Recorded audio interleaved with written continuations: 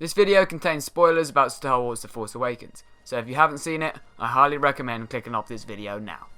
Star Wars The Force Awakens was absolutely everything I hoped for and so much more.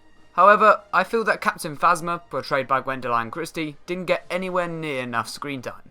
She featured mainly in the opening 15 minutes as her squad massacred the survivors on Jakku before allowing Poe Dameron to escape with the help of Finn.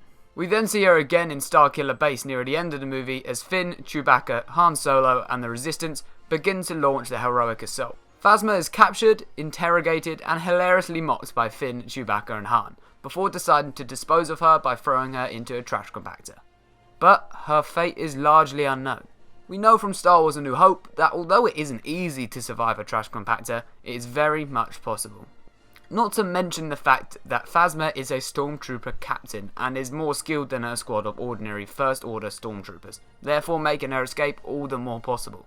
Starkiller Base is destroyed by the Resistance not long after they dispose of Captain Phasma, but with the numerous epic moments that followed prior to the destruction of the base, Phasma had more than enough time to escape the trash compactor and live to feature in Episode 8. The most obvious clue that she survived should be the fact that she is confirmed to appear in Episode 8, and I highly doubt she will return as a Force ghost. But to be honest, people will probably prefer this to Hayden Christensen.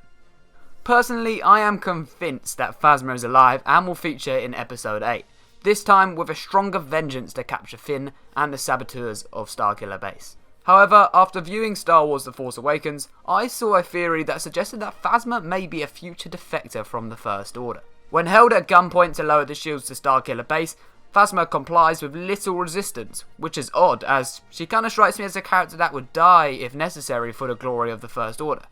Maybe she doesn't hate the Resistance and the New Republic as much as we think she does.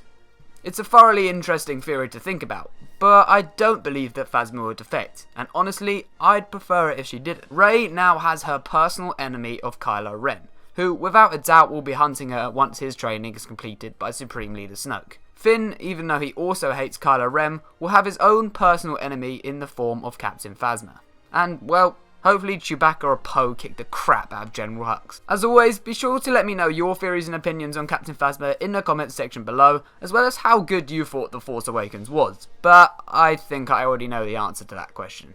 That's all from this video, so may the Force be with you. Always.